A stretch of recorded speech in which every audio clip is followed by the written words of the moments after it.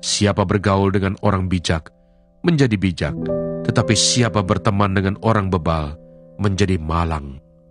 Orang berdosa dikejar oleh malapetaka, tetapi ia membalas orang benar dengan kebahagiaan.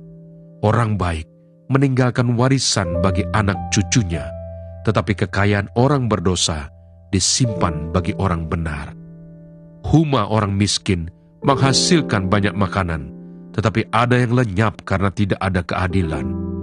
Siapa tidak menggunakan tongkat, benci kepada anaknya, tetapi siapa mengasihi anaknya, menghajar dia pada waktunya.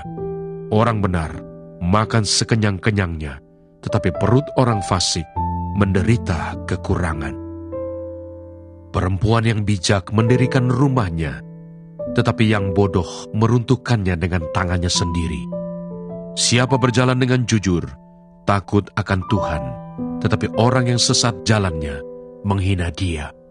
Di dalam mulut orang bodoh ada rotan untuk punggungnya, tetapi orang bijak dipelihara oleh bibirnya.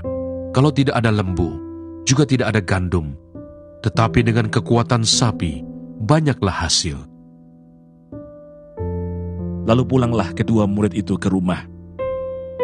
Yesus menampakkan diri kepada Maria Magdalena. Tetapi Maria berdiri dekat kubur itu dan menangis.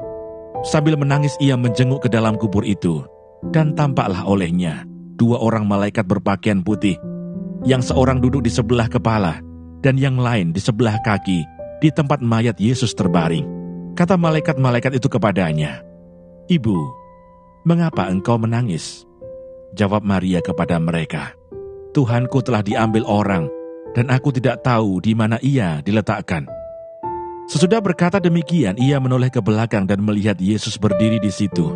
Tetapi ia tidak tahu bahwa itu adalah Yesus. Kata Yesus kepadanya, "Ibu, mengapa engkau menangis? Siapakah yang engkau cari?" Maria menyangka orang itu adalah penunggu taman, lalu berkata kepadanya, "Tuan, jikalau Tuan yang mengambil dia, katakanlah kepadaku di mana Tuan meletakkan dia, supaya aku dapat mengambilnya." Kata Yesus kepadanya, "Maria." Maria berpaling dan berkata kepadanya dalam bahasa Ibrani, "Rabuni," artinya guru. Kata Yesus kepadanya, "Janganlah engkau memegang aku, sebab aku belum pergi kepada Bapa. Tetapi pergilah kepada saudara-saudaraku dan katakanlah kepada mereka, bahwa sekarang aku akan pergi kepada Bapakku dan Bapamu, kepada Allahku dan Allahmu." Maria Magdalena pergi dan berkata kepada murid-murid, "Aku telah melihat Tuhan," dan juga bahwa Dia yang mengatakan hal-hal itu kepadanya. Yesus menampakkan diri kepada murid-muridnya.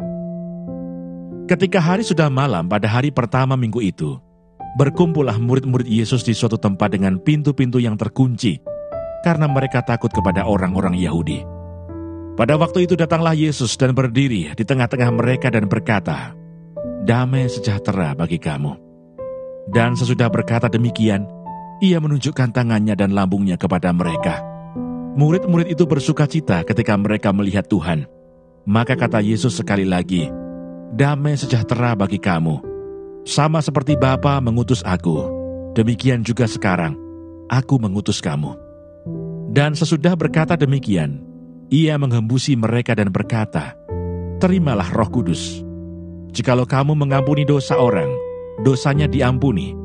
Dan jikalau kamu menyatakan dosa orang tetap ada, dosanya tetap ada." Yesus menampakkan diri kepada Thomas. Tetapi Thomas, seorang dari ke-12 murid itu, yang disebut Didimus, tidak ada bersama-sama mereka ketika Yesus datang ke situ. Maka kata murid-murid yang lain itu kepadanya, "Kami telah melihat Tuhan." Tetapi Thomas berkata kepada mereka, "Sebelum aku melihat bekas paku pada tangannya, dan sebelum aku mencucukkan jariku ke dalam bekas paku itu, dan mencucukkan tanganku ke dalam lambungnya, sekali-kali aku tidak akan percaya." 8 hari kemudian murid-murid Yesus berada kembali dalam rumah itu, dan Thomas bersama-sama dengan mereka. Sementara pintu-pintu terkunci, Yesus datang dan ia berdiri di tengah-tengah mereka dan berkata, "Damai sejahtera bagi kamu." Kemudian ia berkata kepada Thomas, "Taruhlah jarimu di sini dan lihatlah tanganku, ulurkanlah tanganmu dan cucukkanlah ke dalam lambungku, dan jangan engkau tidak percaya lagi, melainkan percayalah." Thomas menjawab dia, "Ya Tuhanku dan Allahku." Kata Yesus kepadanya, "Karena engkau telah melihat aku, maka engkau percaya. Berbahagialah mereka yang tidak melihat, namun percaya." Maksudnya Injil ini dicatat. Memang masih banyak tanda lain yang dibuat Yesus di depan mata murid-muridnya yang tidak tercatat dalam kitab ini. Tetapi semua yang tercantum di sini telah dicatat supaya kamu percaya bahwa Yesuslah Mesias Anak Allah, dan supaya kamu oleh imanmu memperoleh hidup dalam namanya. Kitab 2 Samuel. 2 Samuel pasal 1. Daud menerima kabar kematian Saul. Setelah Saul mati, dan ketika Daud kembali sesudah memukul kalah orang Amalek, dan tinggal 2 hari di Siklak, maka datanglah pada hari ketiga seorang dari tentara dari pihak Saul dengan pakaian terkoyak-koyak dan tanah di atas kepala. Ketika ia sampai kepada Daud, sujudlah ia ke tanah dan menyembah. Bertanyalah Daud kepadanya, "Dari manakah engkau?" Jawabnya kepadanya, "Aku lolos dari tentara Israel." Bertanyalah pula Daud kepadanya, "Apakah yang terjadi? Coba ceritakan kepadaku." Jawabnya, "Rakyat telah melarikan diri dari pertempuran. Bukan saja banyak dari rakyat yang gugur dan mati, tetapi Saul dan Yonatan anaknya juga sudah mati."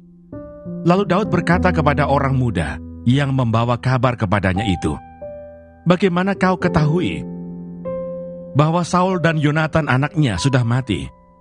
Orang muda yang membawa kabar kepadanya itu berkata, "Kebetulan aku ada di pegunungan Gilboa." Maka tampaklah Saul bertelekan pada tombaknya, sedang kereta-kereta dan orang-orang berkuda mengejarnya. Ketika menoleh ke belakang, ia melihat aku, lalu memanggil aku, dan aku berkata, "Ya Tuanku." Ia bertanya kepadaku, "Siapakah engkau?" Jawabku kepadanya, "Aku seorang Amalek." Lalu katanya kepadaku, "Datanglah kemari dan bunuhlah aku, sebab kekejangan telah menyerang aku, tetapi aku masih bernyawa." Aku datang ke dekatnya dan membunuh dia, sebab aku tahu ia tidak dapat hidup terus setelah jatuh. Aku mengambil jejamang yang ada di kepalanya dan gelang yang ada pada lengannya, dan inilah dia kubawa kepada tuanku. Lalu Daud memegang pakaiannya dan mengoyakkannya, dan semua orang yang bersama-sama dengan dia berbuat demikian juga, dan mereka meratap, menangis, dan berpuasa sampai matahari terbenam karena Saul, karena Yonatan anaknya, karena umat Tuhan, dan karena kaum Israel, sebab mereka telah gugur oleh pedang. Kemudian bertanyalah Daud kepada orang muda yang membawa kabar itu kepadanya, "Asalmu dari mana?" Jawabnya, "Aku ini anak perantau orang Amalek." Kemudian berkatalah Daud kepadanya, "Bagaimana? Tidakkah engkau segan mengangkat tanganmu memusnahkan orang yang diurapi Tuhan?" Lalu Daud memanggil salah seorang dari anak buahnya dan berkata, "Kemari, paranglah dia." Orang itu memarangnya sehingga mati. Dan Daud berkata kepadanya, "Kau tanggung sendiri darahmu, sebab mulutmu lah yang menjadi saksi menentang engkau, karena berkata, 'Aku telah membunuh orang yang diurapi Tuhan.'" Ratapan Daud karena Saul dan Yonatan. Daud menyanyikan nyanyian ratapan ini karena Saul dan Yonatan anaknya, dan ia memberi perintah untuk mengajarkan nyanyian ini kepada Bani Yehuda. Itu ada tertulis dalam kitab orang jujur. "Kepermayanmu, hai Israel, mati terbunuh di bukit-bukitmu. Betapa gugur para pahlawan. Janganlah kabarkan itu di Gad. Janganlah beritakan itu di lorong-lorong Askelon. Supaya jangan bersukacita anak-anak perempuan orang Filistin. Supaya jangan beria-ria anak-anak perempuan orang-orang yang tidak bersunat. Hai gunung-gunung di Gilboa, jangan ada embun, jangan ada hujan di atas kamu. Hai padang-padang pembawa kematian, sebab di sanalah perisai para pahlawan dilumuri. Perisai Saul yang tidak diurapi dengan minyak, tanpa darah orang-orang yang mati terbunuh, dan tanpa lemak para pahlawan, panah Yonatan tidak pernah berpaling pulang, dan pedang Saul tidak kembali dengan hampa. Saul dan Yonatan, orang-orang yang dicintai dan yang ramah, dalam hidup dan matinya tidak terpisah. Mereka lebih cepat dari burung Raja Wali, mereka lebih kuat dari singa. Hai anak-anak perempuan Israel, menangislah karena Saul, yang mendandani kamu dengan pakaian mewah dari kain kirmisi, yang menyematkan perhiasan emas pada pakaianmu. Betapa gugur para pahlawan di tengah-tengah pertempuran. Yonatan mati terbunuh di bukit-bukitmu. Merasa susah aku karena engkau, saudaraku Yonatan. Engkau sangat ramah kepadaku. Bagiku cintamu lebih ajaib daripada cinta perempuan. Betapa gugur para pahlawan dan musnah senjata-senjata perang. Pasal 2. Daud menjadi raja atas Yehuda.